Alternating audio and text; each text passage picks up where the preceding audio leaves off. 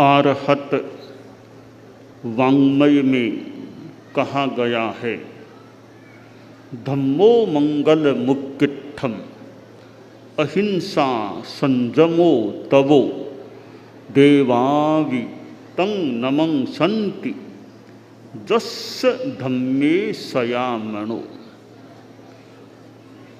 धर्म के 3 प्रकार होते हैं, वे हैं अहिंसा, संयम, तप। अहिंसा धर्म है, संयम रखना धर्म है, और तप तपना भी धर्म होता है। साधु के संदर्भ में आगम में बताया गया है, आया वयंति गिम्हेषु हेमंतेषु अवाउड़ा वासासु परिसल्लीना संजया सुसमाहिया। कि साधु यानी वर्ष को हम 3 भागों में बांट दें तो गर्मी की ऋतु, वर्षा की ऋतु और सर्दी की ऋतु, हेमंत मान लें। शास्त्रकार ने कहा कि आया वयंति गिम्हेषु, जो सुसमाहित संयत होते हैं साधु, कि जब गर्मी की ऋतु होती है तो आतापना लेते हैं। यह भी एक तपस्या है। धर्म के 3 प्रकारों में एक है तप, और गर्मी में साधु आतापना लेते हैं, यह तपस्या है। आतापना सूर्य के उधर खड़े होकर धूप को लिया जा सकता है, और वह तो एक प्रकार है ही, एक यह भी उसी का कोई रूप हो सकता है। जब गर्मी में साधु विहार यात्रा, पद यात्रा करते हैं और आकाश में सूर्य होता है, धूप से शरीर तप्त हो जाता है, पसीना भी फिर आ सकता है, सिर को ताप लग सकता है, कहीं पैरों में भी ताप लग सकता है। तो प्रश्न है कि इसको भी एक प्रकार की आतापना कहा जा सकता है क्या? शिला पर लेटकर भी आतापना लेने की बात, गर्म मिट्टी में धूल में सोकर आतापना लेने की बात, सूर्य के उधर खड़े होकर आतापना लेने की बात, तो यह भी सूर्य की आतापना ही मान लें। धूप में चलना होता है साधु का, विहार होता है, और ताप लगता है, उसको समता से सहन किया जाता है। तो यह भी एक प्रकार की संभवतः तपस्या, तप हो सकता है। तो सर्दी का मौसम हो तो, कि सर्दी, गर्मी में तो मान लो दिन में वो आतापना, सर्दी है तो अब साधु कपड़े उतार दे, ठंड लगे तो लगे, इसको भी सहन करना है। तो यह भी तपस्या है। सर्दी में अनावृत शरीर वाला, पछेवड़ी आदि, न एलवा न पछेवड़ी, ऊपर का आधा शरीर तो मानो पूरा उगाड़ा है, ऐसे साधु अपना तप यानी इस तप के साथ जप, स्वाध्याय, आगम चिंतन आदि करता है। तो ये सर्दी में शीत सहन के द्वारा भी तपस्या हो सकती है। कि वर्षा ऋतु आ गई, चतुर्मास है, वर्षा है, तो कि वर्षा में शरीर का संयम रखो, शरीर को गुप्त रखो, और यों वर्षा चतुर्मास में विहार यात्रा सामान्यतया नहीं, एक जगह रहो, अपना ज्ञान स्वाध्याय धर्मोपदेश, यह काम ज़्यादा किया जा सकता है चतुर्मास में। तो वर्ष के जो 3 विभाग हैं, इन तीनों विभागों का साधु कैसे लाभ उठा सकता है, संभवतः इसका एक दिशा निर्देशन हमें इस श्लोक से प्राप्त हो सकता है। आया वयंति गिम्हेषु हेमंतेषु अवाउड़ा वासासु परिसल्लीणा संजया सुसमाहिया। तो तप एक धर्म का प्रकार है।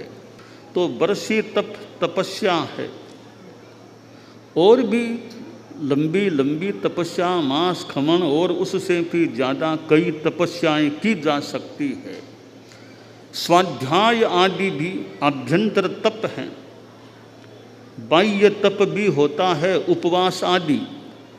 तो प्रायश्चित विनय आदि आदि आभ्यंतर तप भी होते हैं। तो धर्म का एक प्रकार है तपस्या। तपस्या से कर्म निर्जरा होती है, आत्मशोधन होता है। पुराने कर्मों को तोड़ने का उपाय है तप, और नए सिरे से कर्म आए नहीं, उसके लिए संवर की साधना, संयम संवर की साधना, अपनी इंद्रियों का संयम, वाणी का संयम, मन का संयम, शरीर का संयम, बात बात में संयम, कि हर चीज में संयम हो। साधु दीक्षा लेता है तो मानो संयम को स्वीकार कर लेता है। तो संयम और संवर हो जाए तो उस सीमा तक, जितनी सीमा तक संवर है, नए सिरे से कर्मों का आगमन न होने की स्थिति बनती है। और अहिंसा धर्म कि जीवन में मन वचन काय से अहिंसा की साधना करना, साधु तपस्या करे, साधु संयम करे, साधु अहिंसा को पाले, यह तो बहुत जरूरी है ही। परंतु आप लोग जो गृहस्थ हैं, गृहवासी हैं, अगार अवस्था वाले हों, वे भी अपने जीवन में धर्म की आराधना करने वाले करते भी हैं और करनी भी चाहिए, क्योंकि यह मानव जीवन हमें मिला हुआ है। इस मानव जीवन का जो समय है, काल है, इसका हमें बढ़िया उपयोग करना चाहिए। जैन लोग भी धर्म करें, अजैन भी धर्म कर सकते हैं। अजैन भी अहिंसा, संयम, तप, इन धर्मों की आराधना करने का प्रयास कर सकते हैं। परम पूज्य आचार्य श्री तुलसी ने अनुव्रत आंदोलन चलाया। अनुव्रत आंदोलन जो अनुव्रत की आचार संहिता है, जैन अजैन कोई भी स्वीकार करके अपने जीवन को संयम युक्त बना सकता है। तो अहिंसा धर्म गृहस्थों के जीवन में भी, मैं नॉन वेज नहीं खाऊंगा, मांसाहार नहीं करूंगा, अंडा मांस मच्छी ये खाने के त्याग हैं। इस बात में अहिंसा भी है, साथ में संयम भी है। ये खाने का एक सीमाकरण हो गया, नॉन वेज नहीं खाना है। होटल में जाना पड़े, हॉस्टल में बच्चों को रहना पड़े, कभी हॉस्पिटल में भी जाना पड़े, होटल हॉस्टल हॉस्पिटल कहीं भी जाओ, देश में या विदेश में, कितने लड़के बच्चे विदेश जाते हैं पढ़ने के लिए, कोई कामकाज के लिए। तो विदेश में रहो चाहे देश में रहो, धर्म के निर्देश के अंतर्गत रहना चाहिए कि भी नॉन वेज से हमारा संयम रहे। संयम कि आहार का यह संयम है कि नॉन वेज मांसाहार वो हमारे कहीं मानो निकट भी हम उसके न चले जाएं, मुंह के लगना तो दूर, हाथ भी न लग जाए। तो यह अहिंसा की बात है। और जमीकंद की चीज़ें हैं, लहसुन, प्याज, शकरकंद, गाजर, ऐसी चीज़ें जमीकंद, उनसे जितना बचा जा सके, अनंत काय वाली चीज़ें हैं कि इनका जितना वर्जन हो सके, इतने जीवों की हिंसा के कारण हम न बने।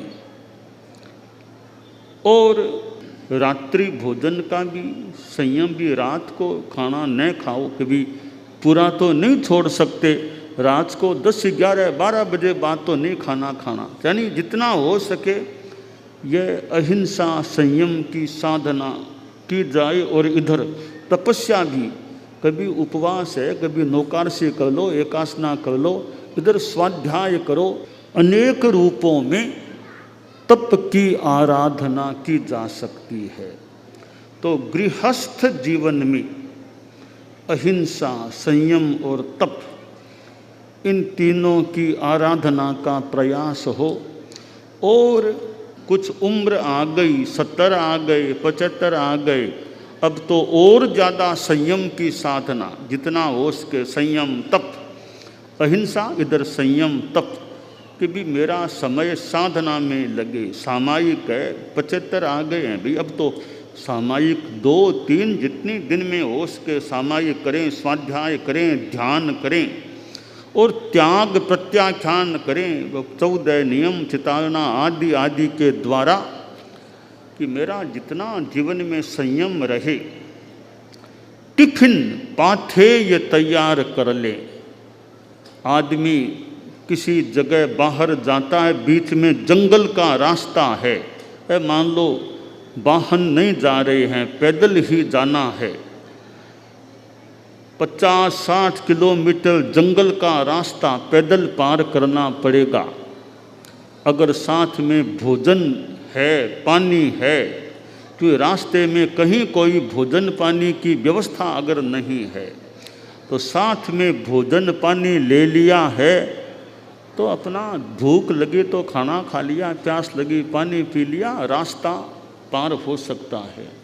साथ में पाथेय नहीं है, तो मार्ग में भूख लगेगी तो क्या खाएगा, और प्यास लगने पर क्या पिएगा, कहीं प्राणांत तक भी हो जाए तो हो जाए।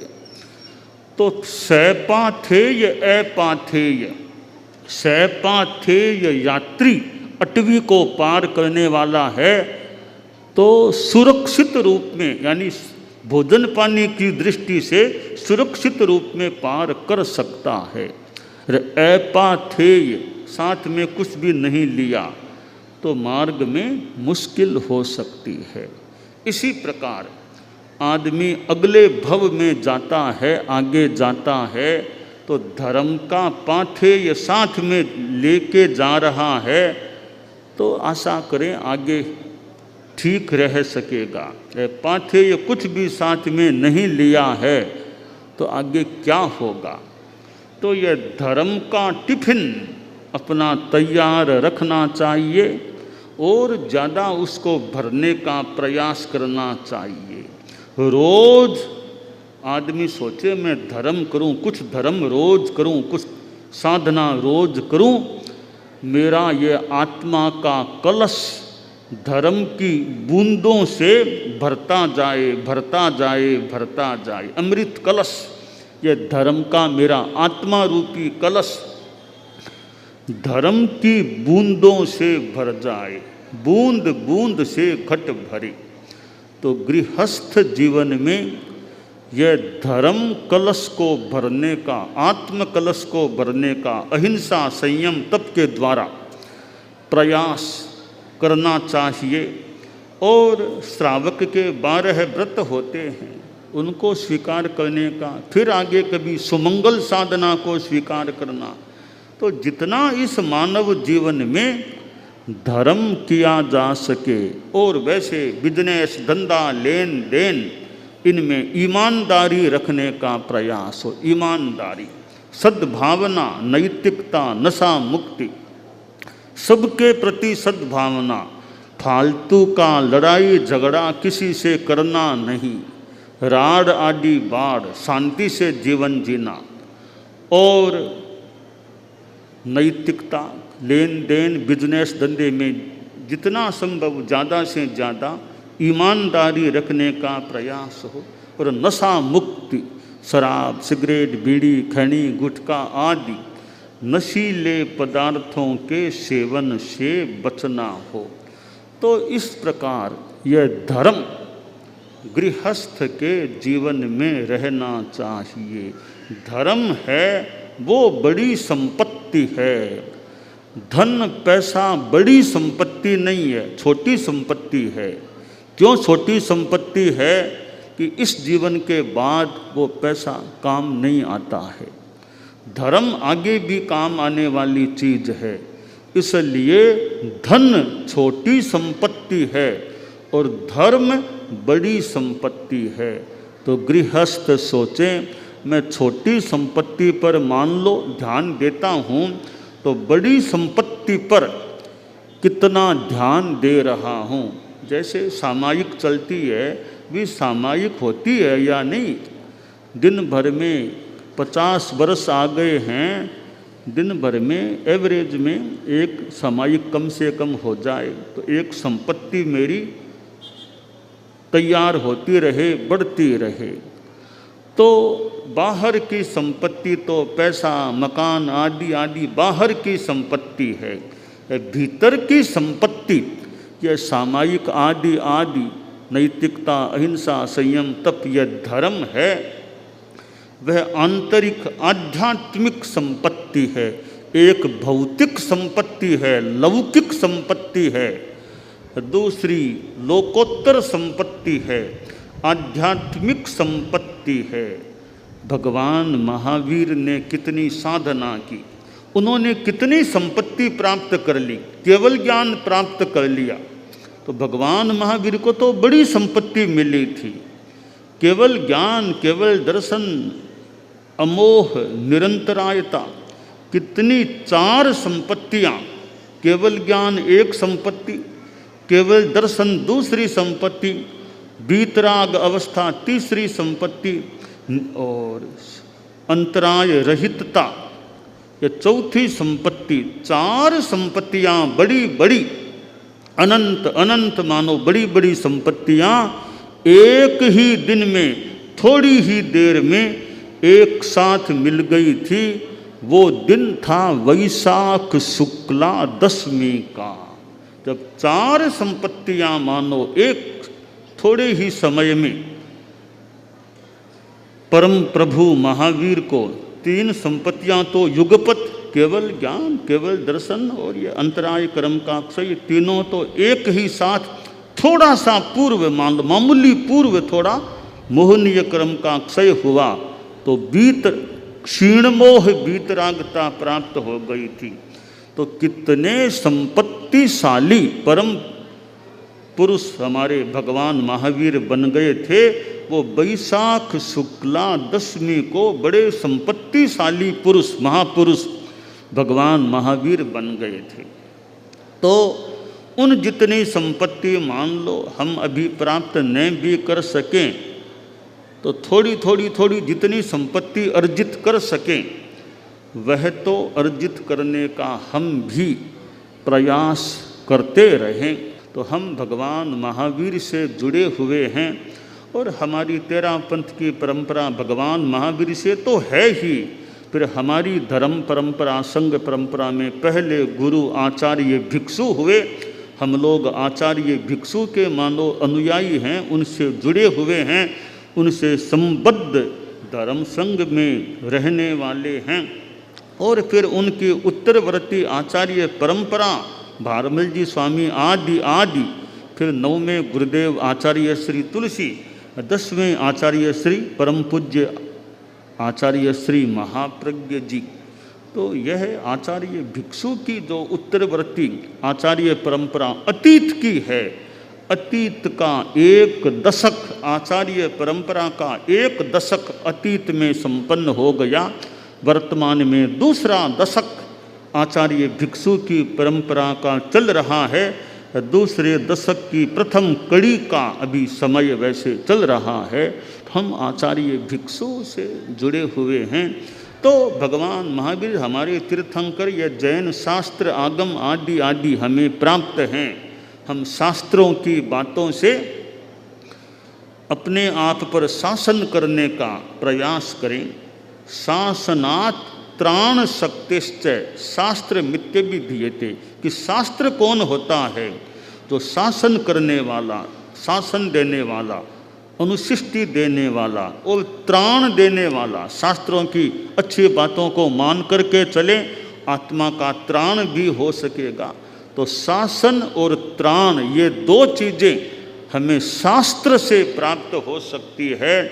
हम शास्त्र का उपयोग करें, शस्त्र से बचने का प्रयास करें, हिंसाकारक शस्त्रों से यथासंभव बचें। शास्त्रों की बातों को, अच्छी बातों को जीवन में उतारने का प्रयास करें। तो अहिंसा, संयम और तप, इस त्रिविध धर्म की आराधना साधु तो करें ही करें, गृहस्थ भी करने का प्रयास करें, ताकि आत्मा संपत्तिशाली बन सके, कल्याण हो सके आत्मा का।